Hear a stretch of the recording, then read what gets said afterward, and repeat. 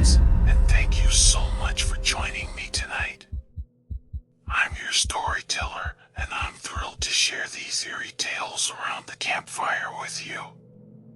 If you enjoy these stories, please remember to subscribe. We're so close to reaching 1,000 subscribers, and your support means the world to me. Now, settle in, turn off the lights, and get comfortable. We have 10 chilling stories ahead, each one meant to send a shiver down your spine as we whisper them together under the stars. Hook, the first time the portrait blinked, I was completely alone in the house. I had always been intrigued by old houses, and when I inherited a small Victorian home at the edge of town, I felt both lucky and a little nervous. The place had the creaking floors and strange shadows of a forgotten era. Wide, wooden stairs led up to an attic that had been boarded shut for decades, and the hall smelled of polished wood and old lantern oil. I loved the quiet calm of the countryside, and this house was exactly the refuge I'd dreamed of. As I started moving in, unpacking boxes and turning each corner with anticipation, I felt a strange thrill. Every corner of the house seemed to have a story to tell, waiting to be discovered. That night, as a breeze rattled the window panes, I realized I was really here, alone, and beginning to dream a new chapter of my own life in this old place. That evening, as I was unpacking books and knickknacks by candlelight, I noticed an old portrait leaning against the wall in the dining room. The painting was of a young girl with deep, dark eyes and pale skin. She sat in a delicate wooden rocking chair, clutching a cloth doll. The frame was tarnished brass, with a faint inscription in the corner, E. Crawford, 1923. The flickering candle flame cast the girl's eyes into sharp relief. For a moment, I felt an unshakable chill creep up my neck, as if the air around me had suddenly grown colder. It was uncanny how lifelike she looked. I reached out to steady the painting, startled when I noticed that the eyes seemed to follow me. It felt like a trick of light, so I forced myself to laugh it off and continued unpacking. I decided to leave the painting where it was for now and carried on, but I couldn't shake a feeling that I was being watched by those painted eyes. Later that night, long after midnight, I woke to a whisper. The voice was so soft, barely louder than a sigh, that I thought it might have been part of a dream. "Daddy," it murmured, the single word floating through the darkness just outside my bedroom door. My heart jumped into my throat, and a cold shiver ran down my spine. I sat up in bed, listening. The house was completely still except for the distant ticking of the clock in the hall. I tried to tell myself it was just a nightmare. But there was a patience in that whispered word, a longing that felt achingly real. I pulled my covers up under my chin, afraid to even breathe. After a while, the silence returned, and I finally drifted off in a tense sleep, the whispered name echoing in my mind. The next morning, sunlight streamed through the curtains and the house felt peaceful again. I brewed coffee with shaky hands, trying to believe it had all been my imagination. The portrait hung quietly in the hallway, the girl smiling placidly at nothing. I took a few steadying breaths and tried to laugh it off. I told myself that houses can make noises, and old paintings can play tricks on a tired mind. Later, I even called my best friend to rant about the restless night. They tried to comfort me, insisting it was probably just the old floors settling. "You'll get used to it," they said. I managed a weak chuckle, but a shiver ran through me anyway. Deep down, I wasn't so sure. That second night was worse. Just before 3 o'clock, I was awakened again, this time by a clearer sound. A whisper from the hallway outside my door sounded like a single name, Emma. My blood turned to ice. "Emma?" I thought. The voice was sweet and distant, as though a small child were calling for comfort. I bolted upright. Emma. That had to be the girl in the painting. My heart felt like it would burst for her, the little girl. I walked cautiously to the hallway light switch, trembling. The dining room was empty, but there hung the portrait of Emma, the girl's eyes looking so sad and lonely in the lamp's glow. I took a step closer, whispering, "Emma, is that you?" The silence was thick, but I stared at the painting intently. For the first time, I felt like she might be listening. I gently traced the tarnished frame with my finger. "I'm sorry," I whispered. "I'm here now." My eyes filled with tears. The temperature in the hallway felt impossibly cold, and I could almost hear the faint sound of wind. But there was no wind, it was eerily still. After a long moment, I realized the room had grown even quieter. I spent the next few days sleeping with lamps on in every room. At dusk I would pace through the house, humming the lullaby I sang to myself as a child, more to comfort me than Emma. Each time I passed the portrait, I would stop and whisper, "I'm listening, Emma." It felt strange, talking to an empty room, but it also made me feel less alone. In the afternoons, despite my nerves, I went down to the local library to dig into the house's past. Town records and old newspapers told the story of the Crawford family who lived here long ago. Their only daughter, little Emma, had died tragically in the attic after an accident with a candle. Her father vanished not long after. My hands shook as I read. Emma, her name was the same one I had heard whispered in the dark. Now everything made terrible sense. I realized that if Emma's spirit was still here, she had been reaching out all this time, looking for someone who would listen. I closed the book gently and thanked the librarian, feeling as if I had received a confession. That evening, I climbed the attic stairs with a lamp in hand. The smell of old timber and dust rose to meet me. In the dim glow, I spotted something in the corner that took my breath away, a small wooden rocking chair, charred black on one side as if flames had licked it long ago. Next to it lay a tiny, scorched cloth doll, one of its blue button eyes melted away by the fire. I realized this must have been Emma's cherished toy. My throat tightened at the sight, and tears pricked my eyes. I knelt down beside the chair and doll. "Emma," I said softly, "I know what happened to you. I'm here now, and I'm so sorry you were alone." The air felt heavy. I placed the little doll gently on the rocking chair. "This is for you," I whispered into the quiet attic. The moment I set the doll down, the chair creaked as if giving a little sigh of relief. I held my breath. Nothing more happened, but I felt something shift. When I finally came back downstairs, the house felt different, softer somehow, like a heavy presence had gone. That night, for the first time in what felt like forever, I slept deeply. In the morning, I moved through the halls with an odd sense of peace. The portrait of Emma still hung on the wall, but now when I looked at her face, I felt only warmth. I even caught myself humming the same lullaby as I made my coffee. It felt like the sun was shining a little brighter through the windows. Sometimes, in the quiet of the night, I think I can hear the faintest sound of a rocking chair in the attic, as if Emma is singing herself to sleep. I take it as a sign that she is finally at peace. I whisper softly as I turn off the last light, "Sleep well, Emma." And as I drift off, I know that the little girl I never met has finally found the rest she deserves. I feel at peace too, knowing I helped her find it. Hook, every night, I heard footsteps on the stairs, but I was alone in the house. I moved into the old red brick townhouse after a painful breakup. The rent was cheap, and it was just the escape I needed. Most evenings I'd sit by the fireplace, reading or listening to soft music, thankful for the quiet after months of turmoil. The house had creaky floors and a dusty charm that almost felt comforting. On the first night, I slept deeply.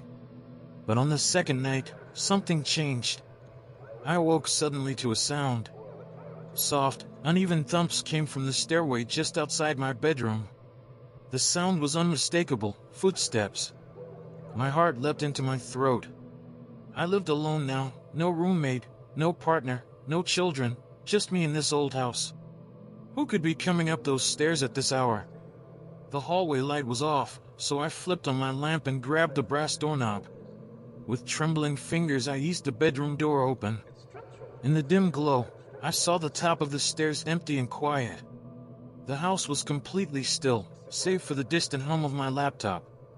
I crept out and peered down into the dark hall. No one was there. My skin prickled as I slid back into bed, making sure to lock the door behind me. I lay awake for hours, mind racing. The rhythmic thuds had stopped as quickly as they began, but my chest was still pounding. I told myself, there's no one here. It must have been a dream. Yet the sound had been so vivid and so real. Slowly, exhaustion pulled me into a fitful sleep. By morning, sunlight streamed through the curtains and the house felt peaceful again. I brewed coffee with shaky hands, trying to believe it had all been my imagination. I called my best friend to vent about the restless night. They laughed it off, insisting I come stay at their place if I needed it. Probably just the old floors settling, right? They joked. I managed a weak chuckle, but a shiver ran through me. Yeah, maybe you're right, I said. But deep down, I wasn't so sure. That second night was worse. Just before 3 o'clock, the footsteps started again, slow and heavy, like someone pacing deliberately. I woke instantly, heart pounding. The sound came closer. Glancing at my alarm clock, 2:57 a.m., exactly the same time as the night before. My bedroom door was shut, yet I heard the carpet rustle at the foot of my bed. I sat up, gripping the sheets. The carpet was moving as if someone heavy was dragging a foot along it. I focused on the floor to my left, and suddenly, a shadow passed just at the edge of the light, a tall figure standing quietly, just there. Fear froze me in place. The shadow vanished almost immediately, but I was sure of what I had seen. I forced myself to move. I stood on trembling legs and followed the sound of the thumping foot. I crept out of bed and edged toward the hallway. The lamp on the desk cast a warm circle of light on the stairwell. The hallway was empty once more. But as I stood there, I felt colder than before. I must have been face to face with something just seconds ago. On the floor at the bottom step lay one of my shoes, my left sneaker, missing since I'd gone to bed. I gasped softly. How had it gotten there? I always placed my shoes neatly by the bedroom door. I crouched to pick it up. As I straightened, I caught sight of movement at the corner of my eye, a figure at the base of the stairs, just out of the light. My breath hitched. I snapped my head around, but there was nothing there. The hallway remained silent. I bolted upstairs, locking the bedroom door behind me. Shaking, I dropped the shoe on the floor and huddled under the covers. Almost immediately, I heard a faint noise below, tap, tap, tap. Soft knocks on wood, steady, 1, 2, 3. It was coming from right under my bedroom door. I pressed my ear to the door. Frozen, I whispered into the darkness, "Who's there?" The taps stopped as suddenly as they began. Again, silence. In the morning, everything seemed routine again. The missing shoe was back in its place as if nothing had happened. I stared at the door, telling myself it had all been a dream. I poured a cup of coffee, trying to steady my nerves. The days that followed were filled with anxiety. I left every light on at night, hoping to dispel the shadows. I even set up a small camera in the hallway to catch anything. Each evening, I lay on the couch with the TV softly on for company, waiting. Nothing appeared on the recordings, only flickering shadows down the empty hallway. Yet in the dark, I always heard that distant pacing. One morning, after an especially tense night, I stepped out onto the porch to clear my head, and the cool air felt surprisingly calm. I realized that if I was going to make it through this, I had to be brave. Now, when night comes, I follow a new routine. I make myself a cup of chamomile tea and leave the kettle on the stove, just to create a little noise in the house. Sometimes I even leave a single candle burning at the bottom of the stairs. It sounds silly, but these small gestures help me feel less scared. Each night, before I climb back into bed, I slip out quietly and leave a glass of water at the foot of the stairs. A simple gesture, a small courtesy to whoever might be sharing my home. I whisper softly into the darkness, "Good night, I'll see you again." Over time, the sound of those footsteps no longer terrifies me. Instead, I find myself strangely comforted by them, knowing I'm not entirely alone. If an unseen companion is keeping me company, at least I have someone with me. I still don't know who or what it is. But each night now, As I drift off to sleep, I whisper, "I'll see you again." And I mean it. In the end, I realized I was not going to run away. For now, this old house holds its secrets, and I've found a weird kind of peace in that knowledge. Hook, in the hollow of the old willow tree, glowing eyes stared back at me. It was an unseasonably warm spring evening when I took a slow walk by the old willow tree at the edge of the pond. The willow had always stood there for as long as anyone could remember, its long branches swaying quietly in the night breeze.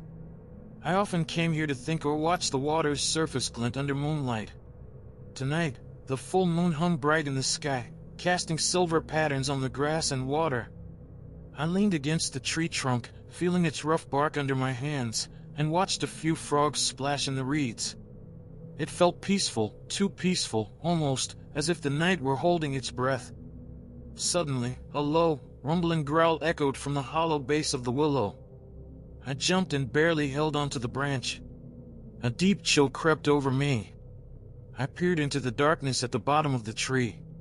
The frogs stopped croaking, and the night felt unbearably still. I nearly didn't dare to breathe. After a moment, 2 pinpricks of orange light appeared in the hollow. Eyes. Glowing eyes stared back at me. Amber light gleamed from within the dark cavity. My knees buckled. I stumbled backward with a gasp, almost tripping over a root. My flashlight flickered, and when I swung it toward the hollow, the light caught 2 vertical slits of amber that darted back out of view. My heart pounded as an animal low growl filled the air. I switched the flashlight on fully and shone it into the hollow. The bright beam revealed something crouched on all fours, easily twice as tall as a large dog. It was covered in dark, matted fur that glistened wetly, and long, hooked claws curled over its fingers. A thin sheen of drool hung from its snout. Its eyes, now fully illuminated, were pale amber slits that reflected light like a cat's, and they locked onto me with a predator's intensity. I could see fangs in its snarling mouth. I froze, every nerve screaming. It was not any animal I had ever seen. It was something else, something wild and angry and clearly not friendly. Suddenly, it lurched forward and bounded out of the hollow with astonishing speed. I braced myself to back away, but its shadow was already sliding down into the shallow pond. With a heavy splash, the creature disappeared behind the reeds. My flashlight's beam trembled in my hand, dancing through the stems of the reeds. I approached the water's edge, heart racing, but saw nothing but rippling reflections and an empty pond. Had it retreated, or was it waiting? In the distance, an owl hooted. The willow's branches swayed again, as if brushing my face with a long finger. Fear overcame me, and I ran. I stumbled blindly through the underbrush, hearts pumping. Every rustle of leaves sounded like footsteps. Branches tore at my clothes and skin, but I didn't stop. I just kept moving toward where I remembered the path lay. Eventually, I burst out of the thicket and scrambled across the grass toward the safety of street lights ahead. I didn't stop until I was at my porch, where I collapsed, gasping for breath. The night felt impossibly long. I left all the lights on in the house and couldn't sleep for hours, listening to every sound in the silence. In the days that followed, I tried to avoid the willow after sunset. But curiosity gnawed at me. Who, or what, had those glowing eyes? I did some research online and in the town library, hoping to find a clue. I found old rumors in the local archives about a willow stalker, a creature said to emerge on moonlit nights, but nothing concrete. No one took it seriously. Some articles mentioned missing livestock in the area, or campers who vanished, but nothing official. It could have all been superstition. But the memory of those eyes stayed with me. That next full moon, I found myself inexplicably drawn back to the willow. This time, I brought more light, a bright lantern and a steadier flashlight, and I wore boots for running. I crept along the path in the black night, watching the sky through the branches. The air was still and heavy, and each crackle of leaves beneath my feet sounded loud. Finally, I reached the willow. Its shadowy canopy spread over me as if watching. I set the lantern down to keep light in the clearing and whispered into the darkness, I'm not here to hurt you." The wind seemed to answer by rustling the branches. Then silence. For a moment, nothing happened. Then I heard it again, soft splashing in the water behind me. I swung the flashlight toward the pond's edge, and there it was. The creature stood in the shallows, only partially visible in the beams. In the light I could see its full form. Pointed ears and a muzzle were clear now, and its fur looked drenched and glossy. It was taller than before, its eyes fixed on me. My flashlight beam flickered on its face, revealing rows of razor-sharp teeth curled back in what might have been a snarl or a grimace. The air was thick with tension. I don't want to hurt you," I said, voice barely above a whisper. My eyes must have been wide and terrified. The creature cocked its head slightly, as if puzzled. For a moment, it stood perfectly still. My mind raced, every instinct screamed to bolt, but I felt compelled to stay. The creature hissed softly, sending a shiver down my spine, but it didn't advance. It simply regarded me with those glowing eyes, which now seemed almost curious. I swallowed hard. "Look," I continued, "I'm not your enemy. I just want to understand." The creature made a low, moaning sound, something between a growl and a groan. It suddenly stepped fully onto the shore, water dripping from its body. I held my flashlight steady. Its eyes reflected the light like molten gold. It growled low again, then, with surprising gentleness, turned and slipped back into the willow's hollow. I didn't move. The beam from my flashlight illuminated the entrance of the hollow, but the creature was gone. I felt tears of relief and exhaustion finally escape down my cheeks. The night was quiet. I approached the willow, keeping my light fixed on the hollow. It looked empty, save for shadows and soft moonlight. "Safe now," I whispered. The willow's branches swayed, and for a moment the hollow's darkness seemed to breathe out. I didn't know if it heard me, but I hoped my words offered some comfort. I walked home under the willow's dripping branches, feeling oddly changed. At home, I couldn't sleep, replaying the encounter in my mind. In the following days I often returned to the willow at dawn, leaving small offerings at its base, a bowl of water, pieces of meat. It felt like the right thing to do, some small piece I could make. To this day, when I walk past the willow in the evening, I sometimes hear a low, gentle growl or the faintest rustle among the leaves. I can't be sure if I imagined it or not. The town still dismisses the old stories as folklore, but I know what I saw. Something walked beneath that willow, something alive, something old. And sometimes, when the branches brush my face in the night, I feel its eyes watching over me. Hook, every path I took in the forest seemed to loop back to where I started, as if the woods were alive. I had set out for a quiet hike in the forest with a notebook in hand, hoping nature would inspire my writing. The day had been sunny when I entered the woods, but now, as the sun dipped low, long shadows stretched between the trees. I realized I had wandered farther than I intended. The trail marker I saw last looked strangely familiar, even though I thought I hadn't seen it before. At dusk it felt as though the woods themselves were rearranging. Each path I tried seemed to twist and turn me back around. Every fork in the trail that should have led home instead twisted deeper into dark woods. My stomach turned as the forest canopy swallowed the last of the twilight. My heart began to pound. I paused for a moment on what I hoped was a common path and listened. In the silence, the forest seemed vast and alive. The leaves rustled not just with the breeze, but with something else, something deliberate. I took out my map and compass. The compass needle wiggled strangely, as if uncertain. The map's landmarks no longer matched what I saw. After some panicking minutes of searching, I swallowed hard and started walking again, trying every chance to mark my path. I tore bark off trees and made small notches on my belt. But it was no use. By the time the sky had turned to deep twilight, I stumbled upon a dilapidated stone cabin with no sign of life. Its door was ajar, creaking softly in the wind. Desperate for a landmark, I approached it.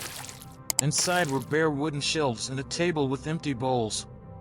I found no help or answers, but I lit a lantern that I had brought and stepped outside again. Through the trees, the moon had risen, casting an eerie glow. As I made to leave the clearing around the cabin, I heard a twig snap behind me. I spun around, nothing but the towering trees. My breath hitched. I chided myself silently. There was no one around. I tried another path that led back into the darker pines, feeling my way along the edges of old trees. But after a few long minutes, I found myself at the very cabin's front steps again. The same step, the same broken plank. I shook my head in disbelief. Panic set in as I realized I truly was lost. I started to run, crashing through underbrush and leaping over fallen logs. Every route I took felt endless. I could almost swear I heard footsteps behind me, following at a distance, though I never dared turn. The woods closed in as if mocking me. Suddenly, I tripped over a thick root and fell hard, scraping my hands. Looking up, I found myself at the edge of a clearing, where an ancient well stood overgrown with vines. Its stone walls were wet and moss-covered. The only sound was my ragged breathing. I approached it cautiously, peering into the darkness. For a moment I thought I saw something at the bottom, or perhaps it was just my reflection. A chill ran down my spine. I stepped back. The silence was broken only by the drips of water echoing in the well. Lightning cracked in the distance, and as I looked up, I caught a glimpse of movement between the trees, something black and large darting through the night. I swallowed hard, suddenly dread-stricken. Rain began to fall, cold drops on my skin. I ran without thinking, deeper into the woods, driven by fear. Somewhere ahead I tripped and fell again, and this time the underbrush gave way to a faintly illuminated path. As I scrambled up, I found myself facing the edge of the forest. Through the trees, I could see the headlights of a car and the outline of a road. I sprinted forward, bursting out of the woods and into the road. I made it to my car, gasping and wet, and locked all doors immediately. As I drove away, I glanced in my rearview mirror. In the tree line, at the edge of the darkness where the woods began, I thought I saw a pair of glowing eyes watching me from between the trees. I blinked and they were gone.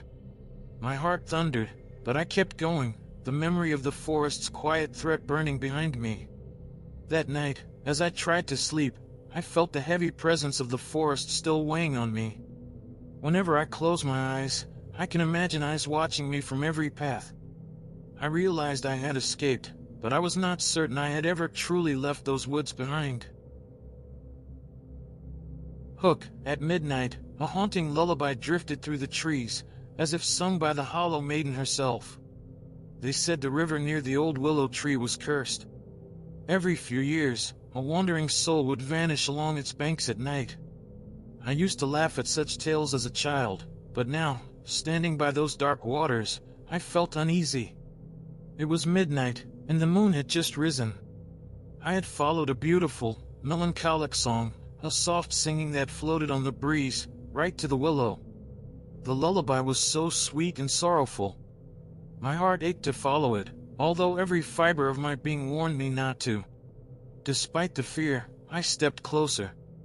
The willow's branches swayed, framing a figure I could barely make out, a pale woman in a flowing white dress, her head bowed as she quietly sang.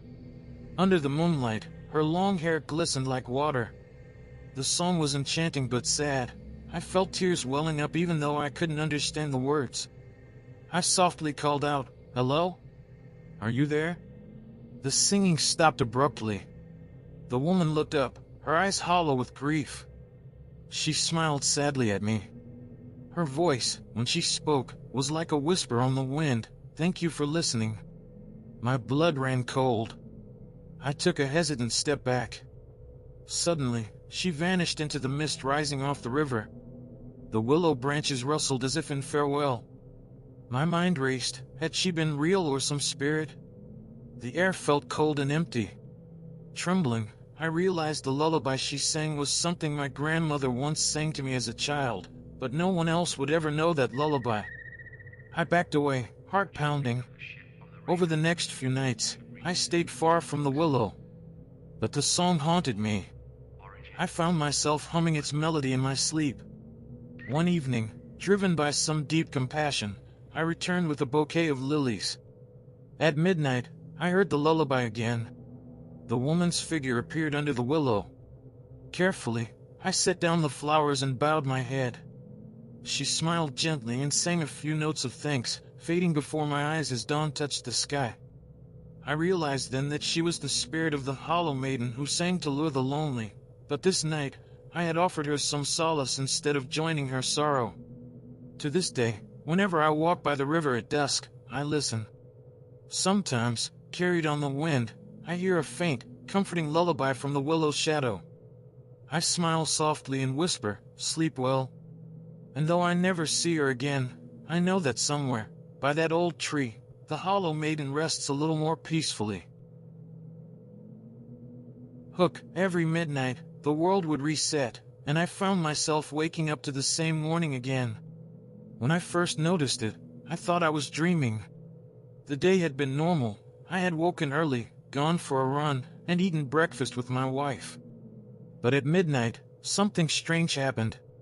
The last chime of the clock echoed oddly, and I suddenly felt a jolt. I closed my eyes for a moment, and when I opened them, the clock read 7:03 a.m. on the same day. Not only was the clock turned back, but everything around me had reverted to how it was that morning. Breakfast was undone, my running shoes untied, even the words spoken to my wife unwritten. I rubbed my eyes, convinced it couldn't be real. But the clock still read 7:03 a.m., and outside, the sunlight looked fresh on the lawn. For a moment, I panicked. I checked my phone, emails and messages were restored to how they were at 7 o'clock that morning. It was as if midnight hadn't happened at all. Then, just as I was absorbing this, my wife walked into the kitchen. She asked why I was up so early. My mind was racing. How could I possibly explain? After a brief silence, I shrugged it off and said I had trouble sleeping. But that night, it happened again. Midnight came with a soft click, and I found myself back in bed that same morning, same day. I raced to the clock, 7:03 again. It was happening over and over. Each night was the day repeating. The scary part was my growing loneliness. Each repetition, everyone else seemed unaware, but I remembered everything. I tried to break the loop by changing my actions. Sometimes I ran a different route, other days I tried to talk to a colleague about the day. Every morning it was still 7:03 again. Panic and despair set in as days blurred. I began scribbling notes in a small notebook to remember each loop's attempts. One night, I sat by a storm window and whispered into the darkness, "Why is this happening to me?" The clock struck midnight, and the world reset again. I woke once more at 7:03. The notebook on my nightstand was empty. It had reset too. I realized I was completely alone in this. On the 100th time I lived that day, I noticed something odd, a small tattoo on my boss's wrist that I hadn't before. I reached out and asked her about it in the morning, and again, at 7:03, her wrist was bare. I began to suspect these loops weren't random, but maybe someone or something was guiding them. Finally, I made peace with it. I no longer panicked at midnight. I started using the loops to do good. I apologized to friends I had wronged, confessed fears to my wife, and even helped a stranger in trouble. Each reset let me improve on yesterday. On one loop, I even found a note I wrote myself the day before, tucked in my coat, "You can do this." On the 1000th loop, something changed. The clock struck midnight, and I braced for the familiar jolt. Instead, nothing happened. I woke up the next morning at 7:03 like usual, but that day actually progressed normally after midnight for the first time. I was shaken but relieved. I sat across the breakfast table from my wife and smiled. I told myself I was finally awake. Now, I can't explain why I was trapped in that endless day. Perhaps it was a second chance the universe gave me. But I cherish every normal dawn now, knowing that every new day is truly fresh and real. Hook, on the first night in Rosewood Manor, I felt someone watching me from every shadow. When I first arrived at Rosewood Manor, I was both nervous and excited. I had inherited the old Victorian home from an aunt I never knew, and moving in late in September, the world was already turning cool. The house sat on a small hill just outside town, surrounded by overgrown gardens and tall hedges. Inside, it smelled faintly of mothballs and lavender. I set down my boxes and decided to make myself at home. I turned on all the lights and started exploring its hallways, marveling at the antique furniture and faded wallpaper. I felt perfectly fine until night fell. That first evening, I was reading in the parlor when I noticed the grandfather clock in the hall still flickering 11 o'clock, even though it had chimed midnight an hour ago. Dismissing it as needing winding, I made my way to the bedroom. That's when I felt it, a tingle on the back of my neck, as if eyes were on me. I glanced around the dimly lit room. The shadows on the wall seemed longer than they should be, as if someone were lurking just out of sight. My heart skipped. I turned on the bedside lamp. The shadows retreated instantly. As days passed, strange little things happened. The sound of soft footsteps in the attic above me when I was alone, a distant lullaby that ended abruptly when I tried to listen, and objects misplaced only to reappear in corners overnight. Once, I woke to find a chair moved from the living room into the hallway. I would brush it off by morning, but the unease grew. Despite this, nothing overtly frightening happened, no screams or ghostly apparitions, only the quiet sense that I had company. Determined to find some explanation, I began carefully investigating. I found an old photograph in the attic of a young girl standing on the very staircase that creaked each night. She looked happy, but behind her smile was something sad. On the back of the photo was scribbled, "For Maggie, with love from Dorothy." My aunt had a sister named Dorothy who died as a child, I recalled. I wondered if Maggie was some governess or relative. That night, I slept on the floor of the room where the photograph was taken. Around 2 a.m., I awoke to the faint sound of footsteps approaching. I squeezed my eyes shut and pretended to be asleep, praying whoever it was would leave. The footsteps faded away. In the morning, the photograph had fallen to the floor. I picked it up and kissed the little girl's cheek in the image. "I see you," I whispered. From then on, instead of fear, I spoke aloud to the house. In dark corners I said goodnight, and soon the house felt like it had responded. Over the weeks, the atmosphere shifted. The midnight creaks still came, and sometimes I thought I heard a soft humming. But I no longer felt alone in Rosewood Manor. I knew the presence was gentle, maybe it was Dorothy looking out for me. In time, I even found I'd grown fond of the quiet companion in the shadows. On stormy nights, I would sit by the fireplace and say, "Thank you for keeping me safe." And sometimes, just sometimes, I thought I heard a soft sigh of agreement from the darkness.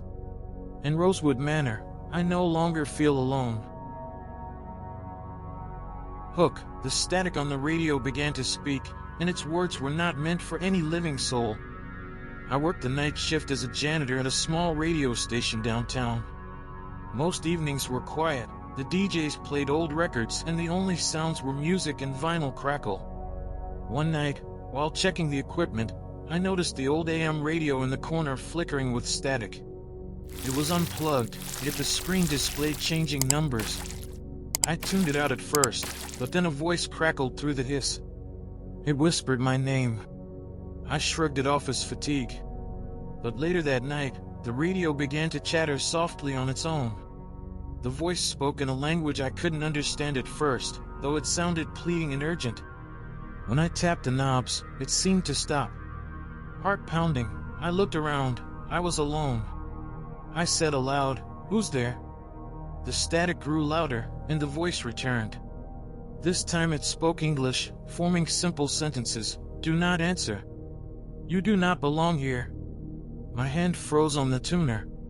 The voice was deep and resonant, not human. I shut off the machine, but in my mind I heard the last words echoing. I needed fresh air. I stepped outside the studio into the cool night. Over the next few nights, I tried to ignore it. But every time the radio was on static, the voice returned. It asked me questions about my life, my fears. It knew things about me I never told anyone. It insisted I was in danger, warning, "They are coming." I was terrified but also compelled to listen. The station's guard dog would whine at the door as if sensing it too. One evening, I recorded the radio. The playback just sounded like static. But on the recording, faint in the background, I heard my own voice whispering, "Why won't you let me go?" I realized with horror it was speaking through me, as though I were channeling it. When I checked my hands, they were shaken, trembling. On the last night I worked there, the radio fell silent until midnight. Then, as a sudden thunderstorm raged outside, the light on the device flickered on again by itself. The voice emerged in a cacophony of overlapping words and languages, desperate, "Leave now. Leave this place." The building's lights dimmed. A deafening crack of thunder sent me flying backwards.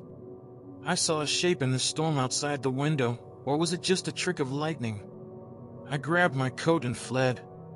As I ran through the parking lot, the rain pounding on my face, I felt as if unseen eyes were watching. My heart pounded until I reached my car. I looked back once. In the station's doorway stood a figure shaped out of darkness. Its static outline flickered like the radio. I couldn't tell what it was, but I knew it was not meant for the living. I tore away. The next morning, the station reported a power surge and no one dared to explain how the old radio had lit itself up. I never went back to that station. And sometimes, late at night, I still dream that the radio is calling me, urging me to run.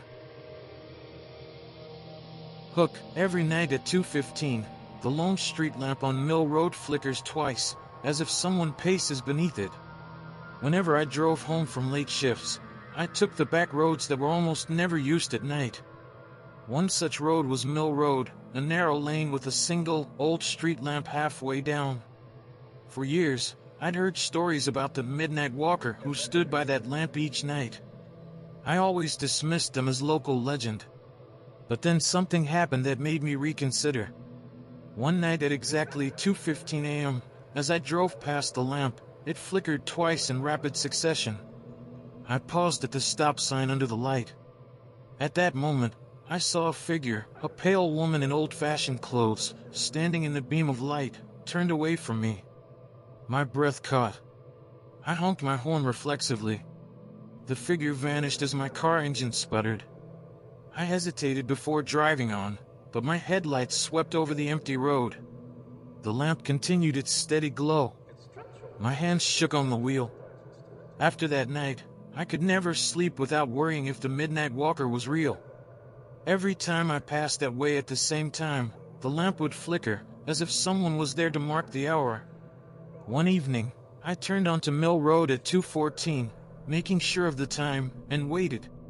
When the street lamp flickered twice, I stepped out of the car and walked slowly toward it. The air was cold, and the road was silent. My footsteps echoed on the pavement. Under the lamp stood a woman with long dark hair and an old-fashioned white dress. She looked frightened, not menacing. As I approached, she turned to me. Her eyes were red-rimmed, as if she had been crying. I stopped a few feet away and whispered, "Can I help you?" She opened her mouth as if to speak, but no words came out, only a mournful breath. Then, as I watched, a single tear slid down her cheek. A cold breeze passed through me. I realized then, she wasn't trying to harm me. She stood by that lamp every night, perhaps waiting for someone or something. I called softly, "I'm sorry for whatever happened to you." The woman didn't smile, but her expression softened. Then, as a single leaf drifted down from a nearby tree, she vanished into the darkness. The street lamp's glow seemed to steady. I sat back in my car, shaking. For a long moment, I said nothing. From that night on, I always slowed when I passed the Mill Road lamp at 2:15. If it flickered, I would briefly step out and say quietly, "Good night." Each time, I felt a sense of peace afterward. I realized that I had encountered a lost soul who meant no one harm. She was the ghost of Mill Road, the midnight walker who waited under the lamp. Now, whenever the wind whispers through the trees there, I like to believe she's finally found some comfort. Hook, One night, I looked into the mirror and my reflection smiled back at me when I hadn't moved a muscle. Mirrors had never bothered me until I stayed over at my friend's old country house for the weekend. It was a cozy place with antique furniture and lots of old books. Each bedroom had an ornate mirror above the dresser. On the first night there, I barely glanced at mine as I turned off the light. But just before I fell asleep, the beam of moonlight hit the mirror, and for a second I thought I saw my reflection hesitating to move with me. I shook my head and lay down. Late into the night, I woke suddenly.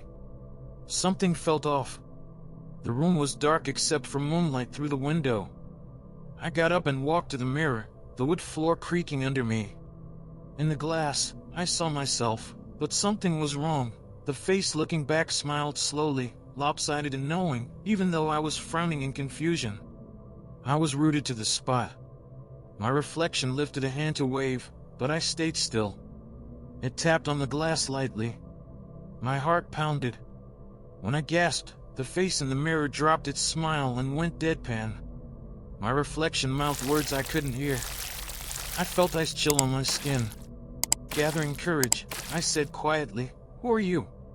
The mirror image pressed its face against the glass as if trying to get out. Then it was gone. A moment later, the room was silent. I stumbled backward, trying to wake myself up. But the room was real. The mirror showed only my own startled face. I bolted from the room and stayed in the living room until dawn. I never told my friend what I saw. The next night, I avoided the bedroom mirror, covering it with a sheet before bed. But at 2 a.m. I woke up again, sweating. A pale light was coming from under the sheet. Trembling, I pulled it off.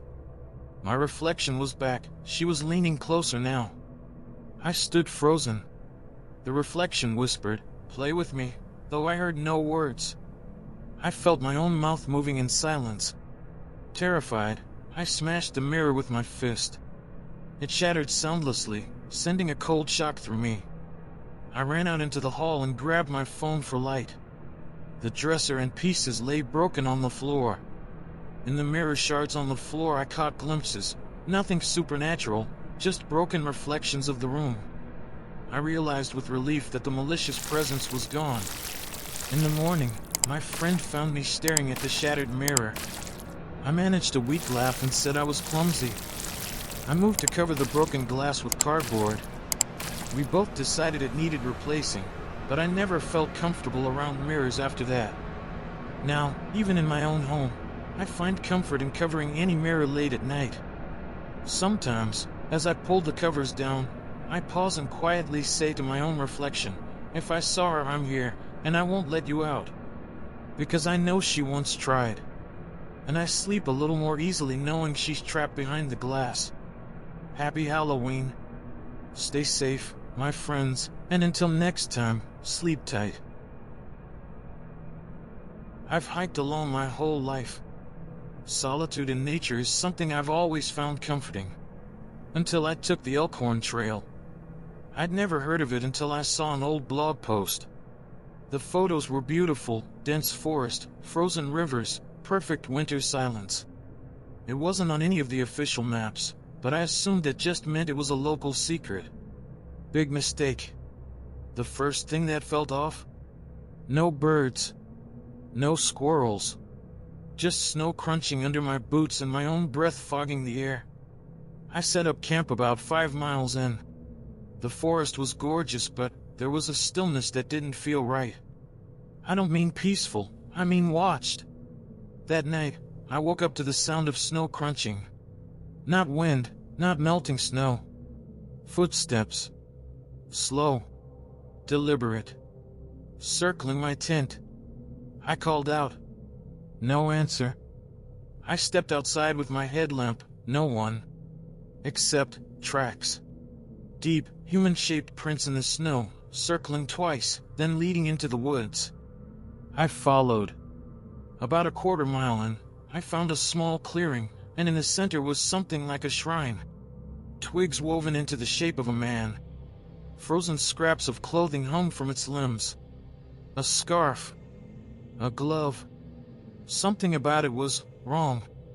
Then I saw the eyes, 2 marbles, embedded in the twig head, watching me. I ran back to camp, slept with my knife. When morning came, I packed. Fast. But on the trail back, I realized something horrifying. There were 2 sets of footprints. Mine, and another set beside them. The entire time. And when I finally reached the parking lot, I turned to take one last look. And there he was. Just standing at the tree line. Tall. Motionless. Wearing the scarf from the shrine. Watching me go. I was working on a book, and the ferry company offered a winter rental on a decommissioned passenger ship docked at the harbor. It sounded perfect, cheap, quiet, isolated. I took it without a second thought. I was assigned to cabin B13. The room smelled like salt and metal, and I loved it. Everything was from the 70s, wood paneling, shag carpet, yellowed wallpaper. Time felt slower there. But by the second week, I began to notice things. Small things. The door to cabin B12 always hung ajar, though no one was supposed to be there. The light above it flickered every night at 2:37 a.m. Same time. Every night. Then I found the journal. It was tucked under the mattress in my cabin. The pages were full of messy handwriting, spiraling down into incoherence. The last entry just read, "She's still here. She never left. Don't answer if she knocks." The next night, someone knocked on my door. 3 slow, hollow knocks. I froze. I didn't breathe. I waited. The next morning, I found wet footprints in the hallway, leading from B12 to my door. And back. I asked the dockman if anyone had ever stayed in B13 before me. He hesitated. There was a girl. A writer. Years ago.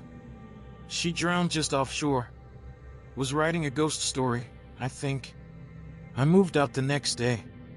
But even now, sometimes in hotels or ferries, I hear 3 slow knocks. And I never answer. I never wanted to buy a cabin. It was my brother's dream, not mine. But when he passed in a car crash 2 years ago, the small wooden house tucked away in Oregon's dense pine woods became mine. I couldn't bring myself to sell it. Something about letting it go felt like losing the last piece of him. So every year, around the time he died, I'd take a trip there, light a fire, sip whiskey, try not to cry. The place is simple. No electricity. No phone service. 1 bed. 1 table. No frills. But it's surrounded by quiet. A sacred, deep quiet, like the world forgot to breathe out there. I always bring my dog, June. A shepherd lab mix, sharp ears, calm presence. She's never scared of anything. Until this time. It started on the second night. June woke me with a growl, not a bark, just a deep, low vibration in her chest. Her ears were up. She was staring at the floor. I listened. Nothing. No wind. No animals outside. But she wouldn't stop growling. When I turned on my flashlight, I saw her backing away from the rug in the center of the cabin. I didn't even know there was a trapdoor under there. It was old, hidden well. A ring latch sunken into the wood. I hesitated. But I opened it. The air that came out was wrong. Like a root cellar that hadn't breathed in 100 years. It was dry, but smelled like wet stone and metal. I climbed down with my flashlight. June stayed at the top, whining. What I found was a stone corridor, man-made, narrow, low ceiling. It curved underground, sloping slightly. I followed it. Just once around the bend, just to see where it led. That's when the light flickered. And I heard footsteps. Not echoing ahead of me. Behind me. I turned around. Nothing. But when I stepped back toward the ladder, the air behind me shifted again, like breath on the nape of my neck. I bolted. Back in the cabin, I shut the trapdoor and stacked everything heavy on top. June had peed on the floor. I didn't sleep. Just sat there, shotgun in hand, listening to the silence. But sometime before dawn, I heard the latch click. From underneath. There was a trail behind our house that no one used. My mother called it the Wandering Way. She told me never to go down it. She never told me why. I grew up in a small Vermont town, surrounded by woods. My parents were artists, quiet, gentle people who believed in nature and old stories. My mother was especially wary of certain places. She'd toss salt over her shoulder, whisper apologies to trees when trimming branches. I thought it was just her being poetic. But there was one thing she never joked about, the path behind our house. It wasn't on any map. A narrow, winding line that curved deep into the forest, disappearing into thickets of birch and fog. I asked once why it was there. She just said, "It leads nowhere that returns." When I turned 19, I moved away. College. Cities. I forgot about the path. Until my mother passed, and I came back to bury her beside my father. The day after the funeral, I stood at the edge of that path. I don't know why. Just drawn. Maybe grief makes you curious. Maybe I just wanted to feel her nearby. I walked. The path narrowed quickly. The light dimmed. Forest sounds grew muffled. I don't know how long I walked, but I passed markers, carvings and trees. Not initials. Symbols. Circles, arrows, lines that pointed downward. Then I heard humming. It was a child's voice. Soft. Off-key. I stopped. Called out. Nothing. The path behind me looked different. Wider. Like I hadn't just come from it. I turned to go back, and found I couldn't. My legs kept turning forward, even though my mind screamed no. Eventually, I reached a clearing. In the center stood a swing set. Rusted. Silent. Then it moved. Slowly. Back and forth. There was no wind. And then, footsteps behind me. I ran. But the path was different now. It spiraled. Trees moved. I swear to you, they moved. Their branches reached out and swayed like arms. Whispers came from behind bark. Faces in the moss. When I finally stumbled out near the river behind my childhood home, it was dawn. 3 days had passed. There's a place I keep seeing in my dreams, a building I've never entered, but always recognize. The strange thing is, it started showing up in the real world, too.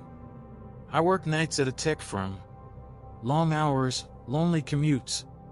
I don't sleep much.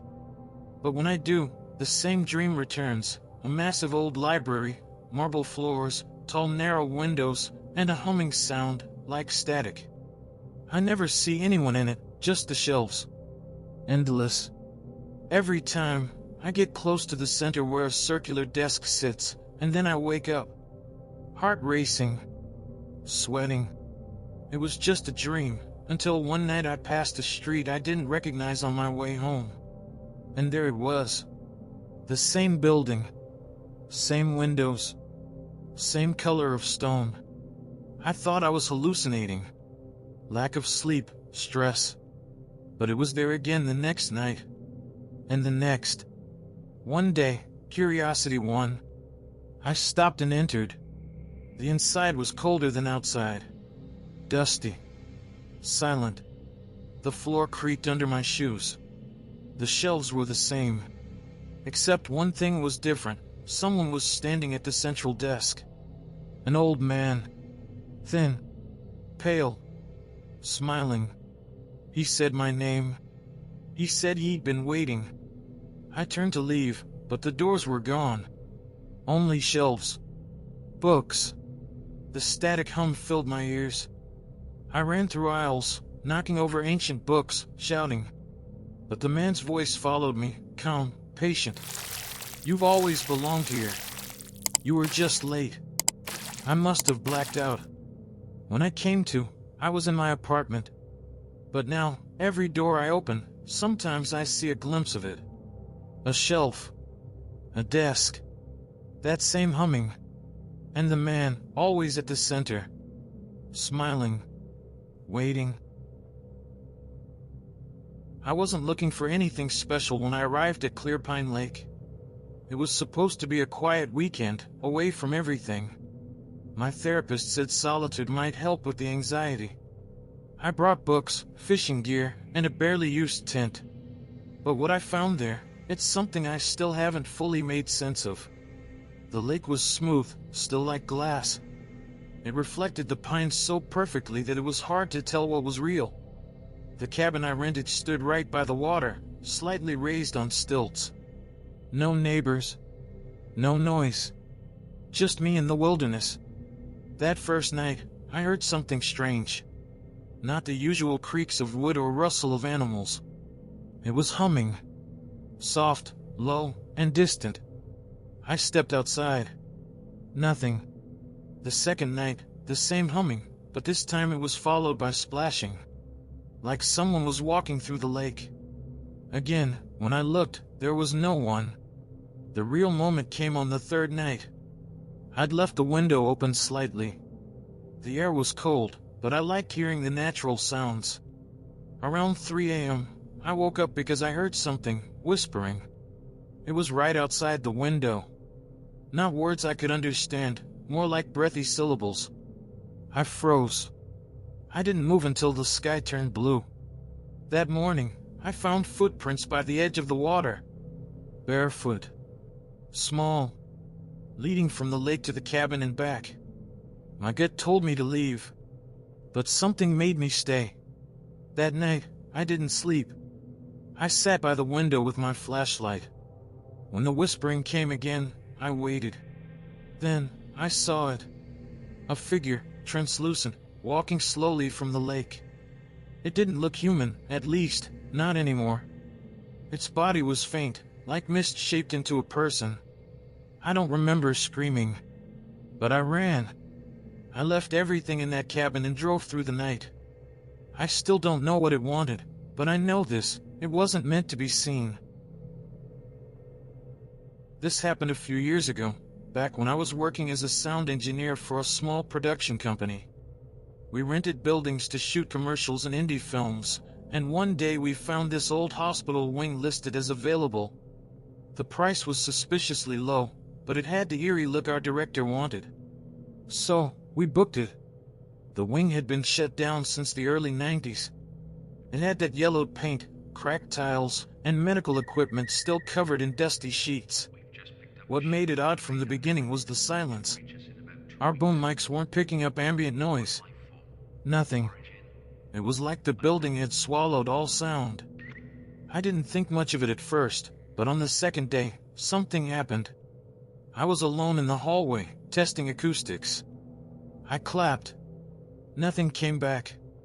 No echo. Not even the slight reflection you'd get in a narrow corridor. That's when I heard footsteps. But not through the mic. In my ears. Directly. I turned around, no one. Just shadows.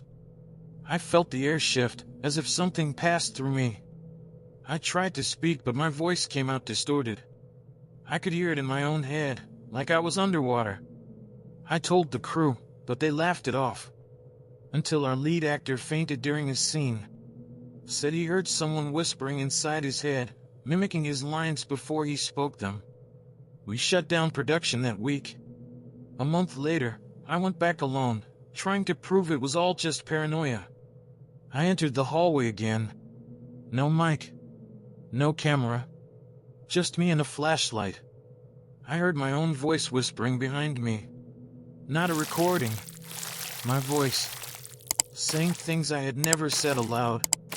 I left. I didn't stop walking until I was in my car. I never went back. And the strangest part? I still have dreams where my own voice talks to me, saying things I'm afraid to hear. I met Marcus while hiking the Blue Hollow Trail. He seemed like a regular guy, early 30s, camping gear, and a tired but friendly face.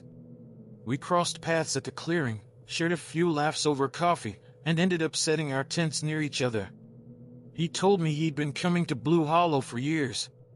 Said it helped him think. But something in his voice felt off. Like he was avoiding something. That night, I woke up to the sound of someone pacing. I peeked outside and saw Marcus, walking in circles around his tent. He stopped suddenly, turned toward the woods, and said, "Not tonight." I didn't sleep. The next morning, I asked him if everything was okay. He smiled and said, "Yeah, just dreams." But his eyes told a different story. Later that day, we hiked together, and I noticed he never strayed far from camp. When I asked why, he said, "I've tried leaving before." He wouldn't elaborate. At dusk, he told me something I still don't understand. This place, it doesn't let me go. Every time I reach the trailhead, I black out. And I wake up here. Same day. Same weather. I laughed, thinking he was joking.